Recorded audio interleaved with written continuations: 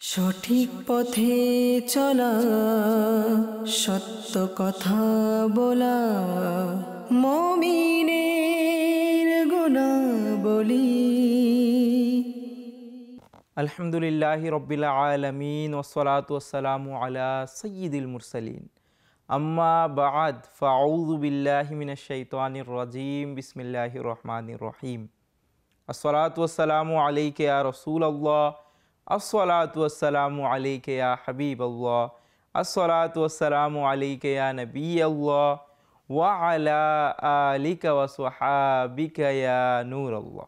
মাদানী চ্যানেলের দর্শক শ্রোতা, দুরূদ শরীফের অসংখ্য অগণিত ফজিলত বিভিন্ন হাদিসের কিতাবে বর্ণিত রয়েছে।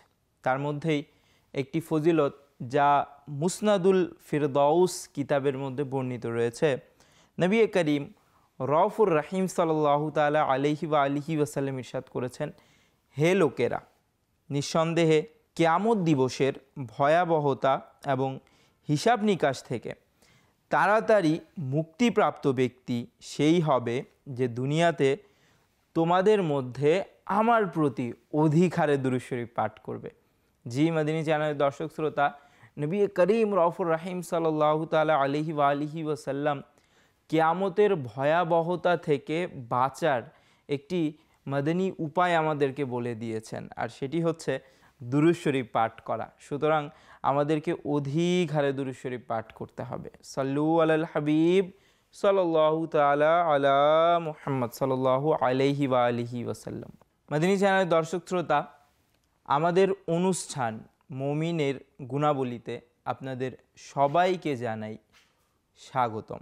আলহামদুলিল্লাহি তাআলা আমাদের এই অনুষ্ঠানে কুরআন ও হাদিসের আলোকে মুমিনের বিভিন্ন গুণ ও সুন্দর সুন্দর বৈশিষ্ট্য নিয়ে আলোচনা করা হয়। আর এই বৈশিষ্ট্যগুলো কোনো সাধারণ বৈশিষ্ট্য না। এই বৈশিষ্ট্যগুলো এমন যেই বৈশিষ্ট্য যারা নিজেদের ভিতর নিয়ে আসে, অ্যাপ্লাই করে, সেই বৈশিষ্ট্যর মধ্যে নিজের তো উপকার হয়ই, পাশাপাশি অন্যান্যদেরও উপকার হয়। তো আলহামদুলিল্লাহি তাআলা আমাদের অনুষ্ঠানে এই বিষয়গুলো নিয়ে আলোচনা করা হয়। সুতরাং আমরা যদি মুমিনের এই গুণ, মুমিনের এই বৈশিষ্ট্য নিজেদের মধ্যে ধারণ করতে পারি, তাহলে ইনশাআল্লাহ আমরা ইহকাল ও পরকালে কামিয়াব হতে পারবো। মাদানী চ্যানেলের দর্শক শ্রোতা, মুমিনের একটি খুবই সুন্দর গুণ যা নবী করিম রউফুর রহিম সাল্লাল্লাহু তাআলা আলাইহি ওয়া আলিহি ওয়াসাল্লাম আমাদেরকে শিখিয়েছেন, প্র্যাকটিক্যালি দেখিয়ে গিয়েছেন, সাহাবায়ে কেরামরা দেখে শিখেছেন। এর ফজিলত নবী করিম সাল্লাল্লাহু তাআলা আলাইহি ওয়া আলিহি ওয়াসাল্লাম বলেছেন। আসুন আমরা নবী করিম সাল্লাল্লাহু তাআলা আলাইহি ওয়া আলিহি ওয়াসাল্লামের সেই ঘটনাটি দ্বারা, সেই হাদিস শরীফটি দ্বারা আমরা এই গুণ সম্পর্কে জানব। হযরত সাইয়্যিদুনা আনাস রাদিয়াল্লাহু তাআলা আনহু থেকে বর্ণিত, তিনি বলেন, একদা আমি নবী করিম রউফুর রহিম সাল্লাল্লাহু তাআলা আলাইহি ওয়া আলিহি ওয়াসাল্লামের সাথে কোথাও যাচ্ছিলাম, আর তিনি সাল্লাল্লাহু তাআলা আলাইহি ওয়া আলিহি ওয়াসাল্লাম একটি নজরানি চাদর পরিধান করেছিলেন, যার আঁচল মোটা ও অমসৃণ ছিল। হঠাৎ এক বেদুইন অর্থাৎ আরবের গ্রাম্য লোক তার সাল্লাল্লাহু তাআলা আলাইহি ওয়া আলিহি ওয়াসাল্লামের চাদর মুবারক ধরে এমন জোরে টান দিল, যার ফলে রসুল করিম সাল্লাল্লাহু তাআলা আলাইহি ওয়া আলিহি ওয়াসাল্লামের গর্দান মুবারকে চাদরের আঁচড় পড়ে গেল। যেহেতু সেটা মোটা চাদর ছিল, সেহেতু সে টান দেওয়ার ফলে নবী করিম সাল্লাল্লাহু তাআলা আলাইহি ওয়া আলিহি ওয়াসাল্লামের গর্দানে সেটার আঁচড় চলে আসলো। সেই বেদুইন বলল, আল্লাহ তাআলা যে সম্পদ আপনার নিকট আছে, আপনি আদেশ দিন যাতে তা থেকে কিছু আমিও পাই। রহমতে আলম সাল্লাল্লাহু তাআলা আলাইহি ওয়া আলিহি ওয়াসাল্লাম তার দিকে ফিরলেন এবং মুচকি হাসলেন। অতঃপর তাকে কিছু মাল দেওয়ার জন্য, সম্পদ দেওয়ার জন্য আদেশ দিলেন। মাদানী চ্যানেলের দর্শক শ্রোতা, এই ঘটনা থেকে আমরা কি শিক্ষা পাই? এই ঘটনার মধ্যে কেমন একটি আদর্শ রয়েছে যা যদি আমাদের জীবনে আমরা বাস্তবায়ন করি, তাহলে এই সমাজের মধ্যে যত ঝগড়া, বিবাদ রয়েছে সবগুলো শেষ হয়ে যাবে, নিঃশেষ হয়ে যাবে, কোনো কিছু থাকবে না। সব দিকে আমরা শুধু সমাধান দেখব, আর একে অপরের সাথে সম্পর্ক মজবুত হবে। আর সেই গুণ, সেই বৈশিষ্ট্যটা হচ্ছে ক্ষমা করে দেয়া। আর নবী করিম সাল্লাল্লাহু তাআলা আলাইহি ওয়া আলিহি ওয়াসাল্লাম তো অনেক দয়ালু ছিলেন। তিনি তাকে ক্ষমা করলেন এবং তার চাওয়াটাও পূরণ করলেন। অথচ সাধারণ একজন ব্যক্তির ক্ষেত্রে যদি এই বিষয়টা দেখা যায় যে কেউ তাকে, সে কোনো উচ্চপদস্থ ব্যক্তি, দুনিয়াবি ক্ষেত্রে তার কোনো নাম আছে, কোনো কিছু আছে, তার থেকে কেউ যদি কিছু চায় আর চাওয়ার ধরনটা যদি খারাপ হয়, শরীরে টাচ করতে হয় না, যদি বলার ধরনটাই যদি তার খারাপ হয়, তাহলে তো তাকে কোনো জিনিস দিয়ে সাহায্য করবে তো দূরের কথা, তাকে ধমক দিয়ে, অনেক খারাপ লোক আছে যারা মারধর করেও পাঠিয়ে দেয়। কিন্তু আমরা আমাদের প্রিয় নবী রাসূল আরবি সাল্লাল্লাহু তাআলা আলাইহি ওয়া আলিহি ওয়াসাল্লাম থেকে কি আদর্শ পাই, যে নবী করিম সাল্লাল্লাহু তাআলা আলাইহি ওয়া আলিহি ওয়াসাল্লাম এর চাদর এভাবে ধরে টান দিল যে নবী করিম সাল্লাল্লাহু তাআলা আলাইহি ওয়া আলিহি ওয়াসাল্লামের গর্দান মোবারকে আঁচড় চলে আসলো। তারপরও নবী করিম সাল্লাল্লাহু তাআলা আলাইহি ওয়া আলিহি ওয়াসাল্লামের কেমন পবিত্র বৈশিষ্ট্য যে নবী করিম সাল্লাল্লাহু তাআলা আলাইহি ওয়া আলিহি ওয়াসাল্লাম তার দিকে মুচকি হাসি দিয়ে তাকালেন এবং আদেশ দিলেন যে তার চাওয়া যেন পূরণ করা হয়। জি মাদিনী চ্যানেলের দর্শক শ্রোতা, এই সেই বৈশিষ্ট্য যা একজন প্রকৃত মুমিনের বৈশিষ্ট্য, মানুষকে ক্ষমা করে দেয়া, ক্ষমা মার্জনা। সুতরাং আমাদের জীবনেও আমাদেরকে এই বৈশিষ্ট্য বাস্তবায়ন করতে হবে, এই বৈশিষ্ট্য আমাদের জীবনে ধারণ করতে হবে। যদি আমরা ধারণ করি তাহলে আমাদের জীবন অনেক সমস্যা, চিন্তা ভাবনা থেকে আমরা মুক্ত থাকব। এই বিষয়গুলো জানবো যে আমরা কিভাবে এর চিন্তা ভাবনা থেকে মুক্ত থাকব। এর পূর্বে আমরা নবী করিম সাল্লাল্লাহু তাআলা আলাইহি ওয়া আলিহি ওয়াসাল্লামের আরও কিছু বাণী, আরও কিছু আদেশ নির্দেশ, এই ক্ষমা করার ব্যাপারে ফজিলত কি তা আমরা শুনে নিই। হযরত সাইয়েদুনা আবু হুরায়রা রাদিয়াল্লাহু তাআলা আনহু থেকে বর্ণিত, তিনি বলেন রাসূলুল্লাহ সাল্লাল্লাহু তাআলা আলাইহি ওয়া আলিহি ওয়াসাল্লাম ইরশাদ করেছেন, তিনটি বিষয় যার মধ্যে থাকবে কিয়ামতের দিন আল্লাহ তাআলা তার হিসাব অতি সহজভাবে নেবেন এবং আপন রহমত দ্বারা তাকে জান্নাতে প্রবেশ করাবেন। মাদিনী চ্যানেলের দর্শক শ্রোতা, কিয়ামতের দিনের বিভীষিকাময় অবস্থার কথা কেই বা না জানে।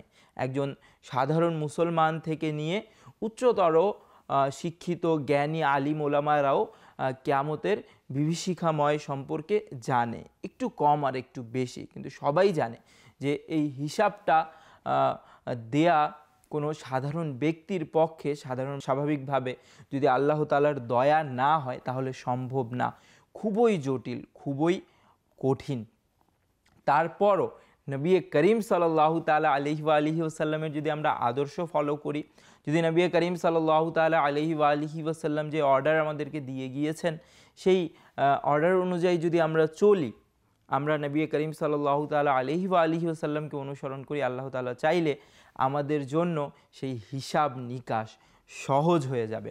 আর এই সহজ হওয়ার একটি মাধ্যম নবী করিম রউফুর রহিম সাল্লাল্লাহু তাআলা আলাইহি ওয়া আলিহি ওয়াসাল্লাম ইরশাদ করছেন যে এই তিনটি বিষয় যদি একজন ব্যক্তির ভিতর থাকে তাহলে আল্লাহ তাআলা তার হিসাব অতি সহজে নিয়ে নেবেন এবং তাকে জান্নাতে প্রবেশ করাবেন। সাহাবায়ে কেরামগণ আলাইহিমির রিদওয়ান আরজ করলেন, ইয়া রাসূলুল্লাহ সাল্লাল্লাহু তাআলা আলাইহি ওয়া আলিহি ওয়াসাল্লাম, ওই বিষয়গুলো কি কি? মাদিনী চ্যানেলের দর্শক শ্রোতা মনোযোগ দিয়ে শুনবেন যে নবী করিম সাল্লাল্লাহু তাআলা আলাইহি ওয়া আলিহি ওয়াসাল্লাম কি ইরশাদ করলেন। নবী করিম সাল্লাল্লাহু তাআলা আলাইহি ওয়া আলিহি ওয়াসাল্লাম ইরশাদ করলেন, যে তোমাকে বঞ্চিত করে তুমি তাকে দান করো, আর যে তোমার সাথে সম্পর্ক ছিন্ন করে তুমি তার সাথে সম্পর্ক অটুট রাখো, এবং যে তোমার উপর অত্যাচার করে তুমি তাকে ক্ষমা করে দাও।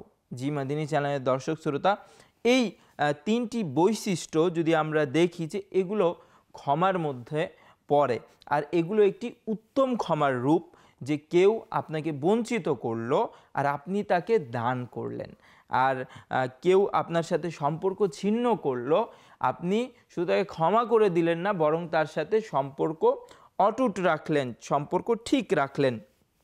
আর কেউ আপনার উপর অত্যাচার করলো, আপনি সেটার প্রতিশোধ নিলেন না, বরং তাকে ক্ষমা করে দিলেন। জি মাদিনী চ্যানেলের দর্শক শ্রোতা, এই সেই 3টি বৈশিষ্ট্য যদি কোনো ব্যক্তির মধ্যে সেটা থাকে, তো নবী করিম সাল্লাল্লাহু তাআলা আলাইহি ওয়া আলিহি ওয়াসাল্লাম সুসংবাদ দিয়েছেন যে সেই ব্যক্তির হিসাব নিকাশ কিয়ামতের দিন খুব সহজভাবে হবে এবং আল্লাহ তাআলার দয়ায় সে জান্নাতে প্রবেশ করবে।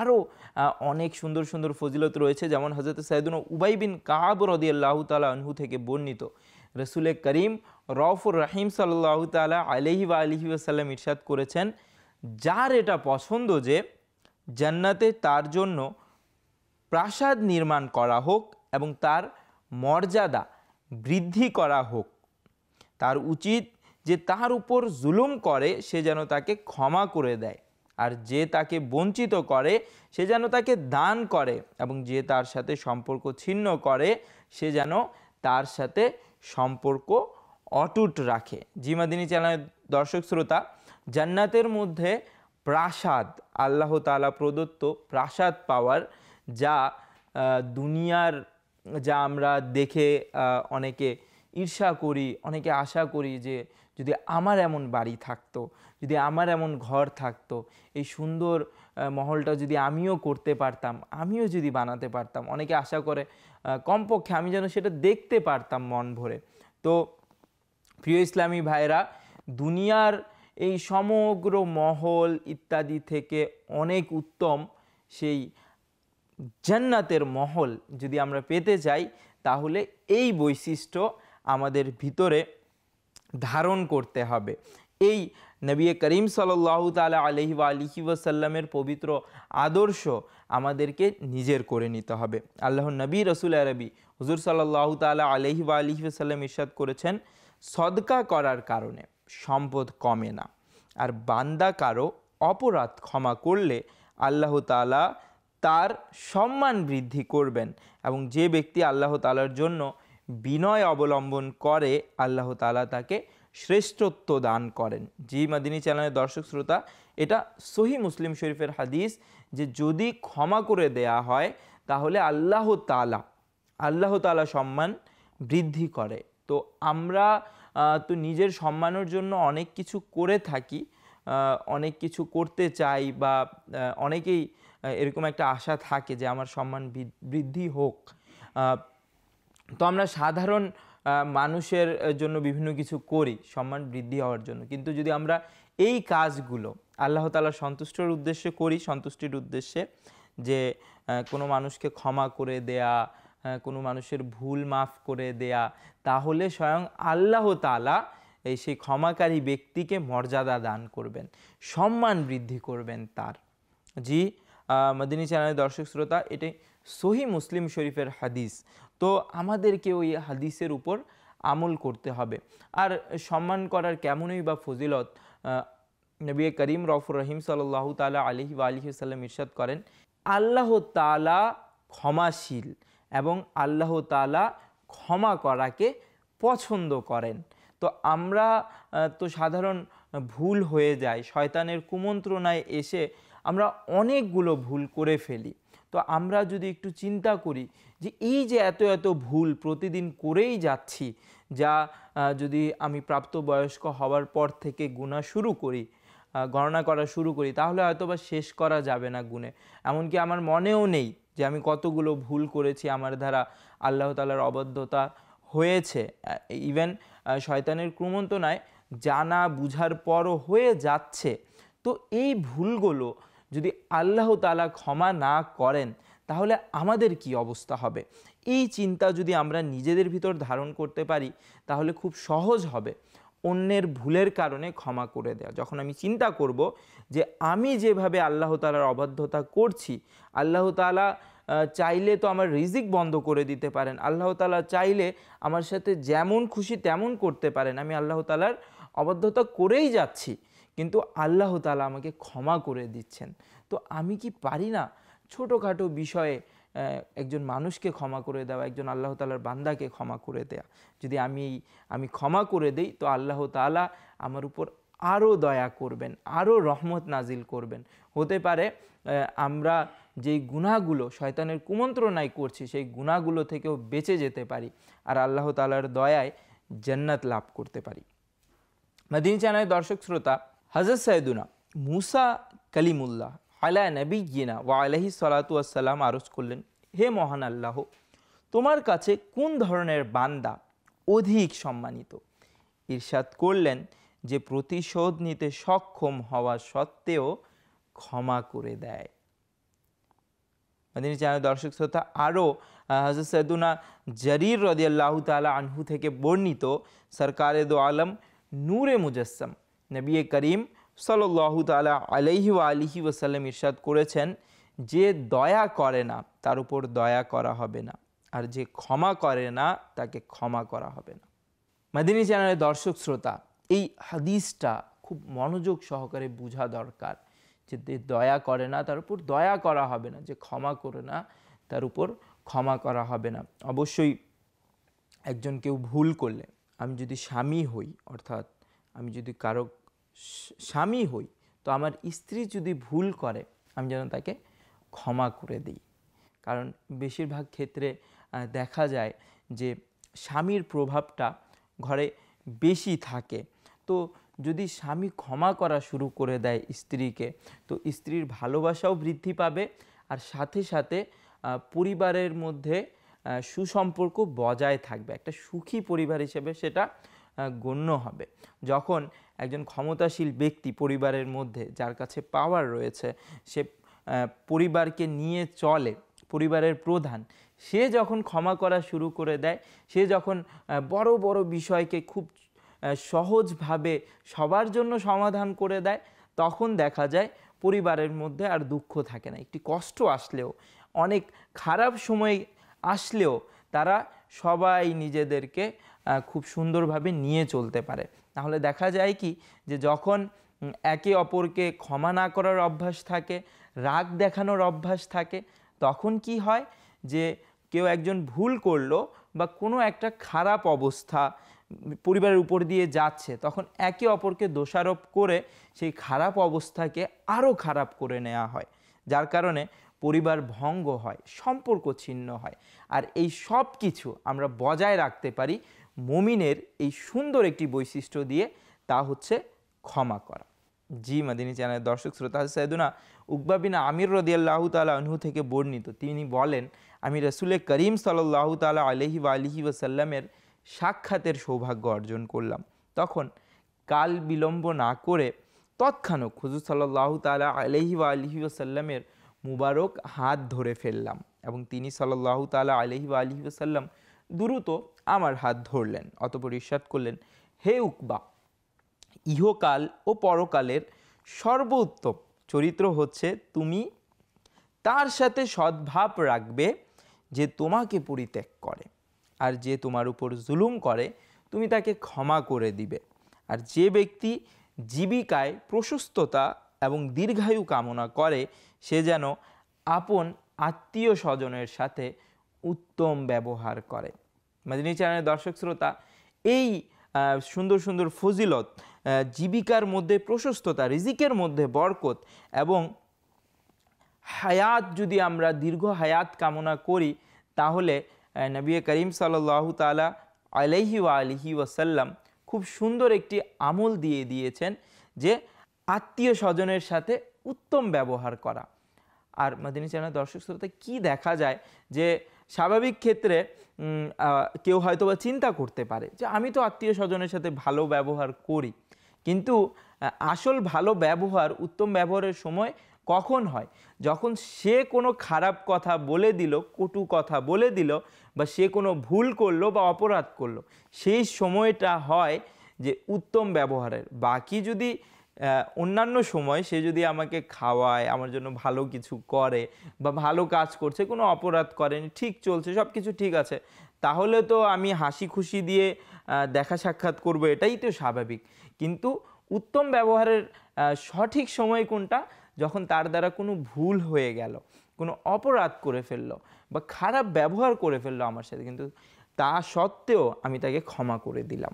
এটা হয় সঠিক সময় ভালো ব্যবহার করার উত্তম বৈশিষ্ট্যের। প্রিয় নবী রাসূল আরবি সাল্লাল্লাহু তাআলা আলাইহি ওয়া আলিহি ওয়াসাল্লাম ইরশাদ করেছেন, তোমরা দয়া করো, তোমাদের উপর দয়া করা হবে, এবং ক্ষমা করার অভ্যাস গড়ে তোলো, আল্লাহ তাআলা তোমাদের ক্ষমা করবেন।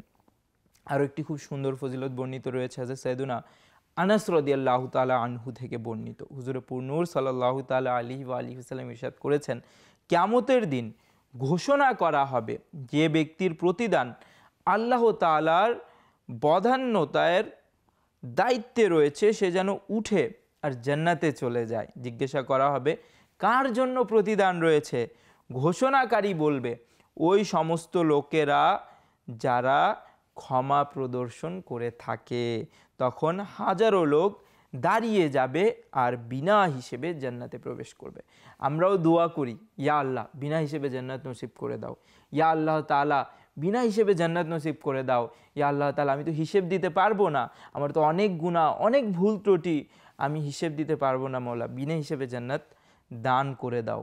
তো ক্ষমা করা, অপরকে ক্ষমা করে দেয়া, এটা বিনা হিসেবে জান্নাত লাভের একটি মাধ্যম। সুতরাং আমাদেরকে ক্ষমা করার অভ্যাস গড়ে তুলতে হবে, এই গুণটা নিজেদের ভিতর ধারণ করতে হবে। আলহামদুলিল্লাহ তাআলা আমির আহলে সুন্নাত দামাত বারাকাতুহুল আলিয়ার যদি আমরা একটা ঘটনা শ্রবণ করি এই বিষয়ে, যে তিনি কেমন ক্ষমাশীল, তিনি কেমন দয়াশীল, তিনি কেমন নেককার, আর তিনি কেমন নবী করিম সাল্লাল্লাহু তাআলা আলাইহি ওয়া আলিহি ওয়াসাল্লাম এর আদর্শকে অনুসরণকারী, তো আমরা একটি ঘটনা থেকে উপলব্ধি করতে পারবো। আমির আহলে সুন্নাত দামাত বারাকাতুহুল আলিয়া কোথাও যাচ্ছিলেন, দুষ্টমির ছলে কিছু ছেলে, কিছু যুবকরা, দের মধ্যে একজন যুবক আমির আহলে সুন্নাতের সাদা কাপড়ে পানের পিক ফেললো, যে পান খাওয়ার পর থুতুটা নিক্ষেপ করে সেটা সাদা কাপড়ে নিক্ষেপ করলো, আর সাথে সাথে রংটা চলে আসলো। আমির আহলে সুন্নাত দামাত বারাকাতুহুল আলিয়া তাকে ক্ষমা করে দিলেন এবং তার সাথে ভালো আচরণ করলেন, এবং তাকে বললেন যে যদি আপনি আমার এখানে পানের পিক ফেলে খুশি থাকেন তাহলে আপনি ফেলতে পারেন, আমার দ্বারা যদি একজন নবী করিম সাল্লাল্লাহু তাআলা আলাইহি ওয়া আলিহি ওয়াসাল্লামের উম্মত মুসলমানের মন খুশি হয় তাহলে এটা তো আমার জন্য সৌভাগ্যের ব্যাপার হবে। জি মাদিনী চ্যানেলের দর্শক শ্রোতা, এই ভালো ব্যবহারের ফলে সেই যুবকের অন্তরে পরিবর্তন আসে, সে দিনের পথে চলে আসে। জি মাদিনী চ্যানেলের দর্শক শ্রোতা, আমাদেরকেও এই ভালো ভালো অভ্যাসগুলো নিজেদের মধ্যে ধারণ করতে হবে। ইনশাআল্লাহ আমরা আখিরাতে কামিয়াব হয়ে যাব। আল্লাহ তাআলা আমাদেরকে অন্যদেররা যদি ভুল করে ক্ষমা করার তৌফিক দান করুক, এবং আল্লাহ তাআলা আমাদেরকেও ক্ষমা করে দিক। আমিন বিজাহিন নবিয়্যিল আমিন সাল্লাল্লাহু তাআলা আলাইহি ওয়া আলিহি ওয়াসাল্লাম। মাদিনী চ্যানেলের দর্শক শ্রোতা, আগামী অনুষ্ঠানের আমন্ত্রণ জানিয়ে বিদায় নিচ্ছি। সাল্লু আলাল হাবিব সাল্লাল্লাহু তাআলা আলা মুহাম্মদ সাল্লাল্লাহু আলাইহি ওয়া আলিহি ওয়াসাল্লাম। সঠিক পথে চলা, সত্য কথা বলা, মুমিনের গুনাহ বলি